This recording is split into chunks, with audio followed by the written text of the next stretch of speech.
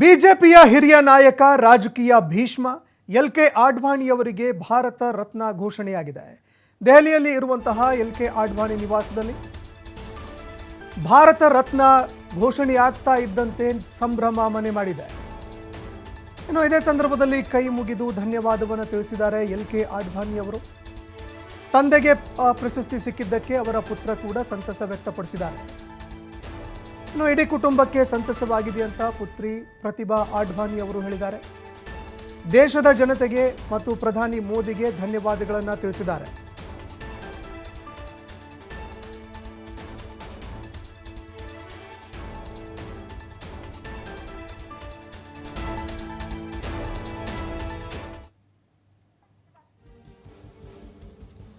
ಇನ್ನು ಎಲ್.ಕೆ. ಆಡ್ವಾಣಿ ಅವರಿಗೆ ಭಾರತ ರತ್ನ ಸಿಗ್ತಾ ಇದ್ದಂತೆ ಅವರ ಕುಟುಂಬಸ್ಥರು ಸಂತಸ ವ್ಯಕ್ತಪಡಿಸಿದ್ದಾರೆ.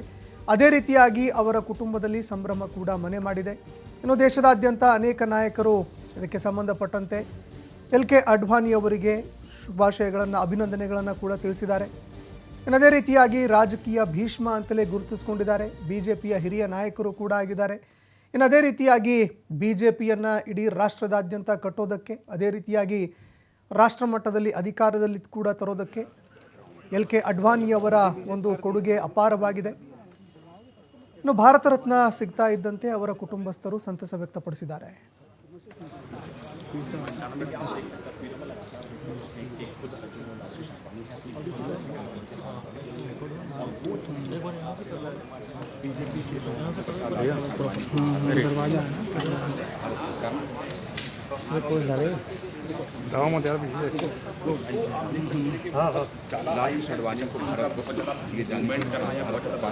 Sometime back, I heard about this news that my father, Shri L.K. Advani ji, is going to be conferred with the highest civilian award, the Bharat Ratna. My family and me are extremely delighted on this new development.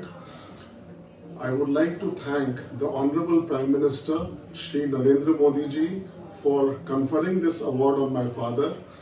My father has been in public life for many decades and his contribution to public life has been immense, and it is wonderful to note that at this stage of his life his efforts are being recognized in this magnificent way.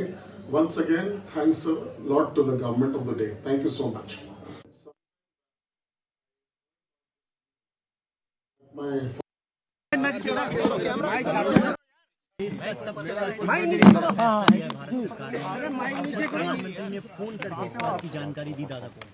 बहुत खुशी है मुझे भी, पूरे परिवार को, कि दादा को इतना बड़ा सम्मान, देश का सर्वोच्च सम्मान मिला है। निश्चित ही आज मुझे एक व्यक्ति जिसकी याद सबसे ज्यादा आ रही है वो मेरी माँ है, और माँ का दादा के जीवन में बहुत बड़ा योगदान रहा है, निजी जीवन में भी और राजनीतिक जीवन में भी। दादा बहुत खुश हैं। मैंने जब दादा को बताया, मुझे पता लगा और मैंने दादा को बताया, तो वो बहुत ही खुश थे।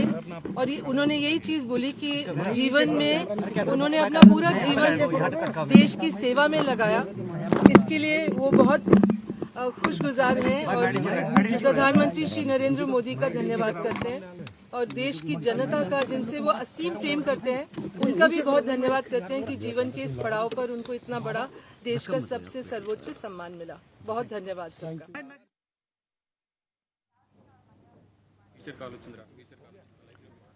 ಇನ್ನು ಅವರ ಕುಟುಂಬಸ್ಥರು ಮಾತನಾಡ್ತಾ ಇರುವಂಥದ್ದನ್ನು ಕೇಳ್ತಾ ಇದ್ರಿ. ಎಲ್.ಕೆ. ಆಡ್ವಾಣಿ ಅವರು ಪ್ರಾರಂಭದಿಂದಲೂ ದೇಶ ಸೇವೆಯಲ್ಲಿ ಬಹಳಷ್ಟು ದೇಶ ಸೇವೆಯನ್ನು ಮಾಡೋದಕ್ಕೆ ಅಂತ ಬಹಳಷ್ಟು ಆಸಕ್ತಿಯನ್ನು ಹೊಂದಿದ್ರು. ಅದೇ ರೀತಿಯಾಗಿ ದೇಶ ಸೇವೆಯಲ್ಲಿ ತಮ್ಮನ್ನು ತಾವು ತೊಡಗಿಸ್ಕೊಂಡಿದ್ದಾರೆ. ಇನ್ನು ಅದೇ ರೀತಿಯಾಗಿ ರಾಜಕೀಯದಲ್ಲೂ ಕೂಡ ಸಾಕಷ್ಟು ಕೊಡುಗೆಗಳನ್ನು ಕೊಟ್ಟಿದ್ದಾರೆ. ಇದೆಲ್ಲವನ್ನು ಗುರುತಿಸಿದಂತಹ ಕೇಂದ್ರ ಸರ್ಕಾರ ಇದೀಗ ಭಾರತ ರತ್ನ ಪ್ರಶಸ್ತಿಯನ್ನು ಕೊಡ್ತಾ ಇದೆಯಂತ ಅವರ ಪುತ್ರಿಯವರು ಸಂತಸ ವ್ಯಕ್ತಪಡಿಸಿದ್ದಾರೆ.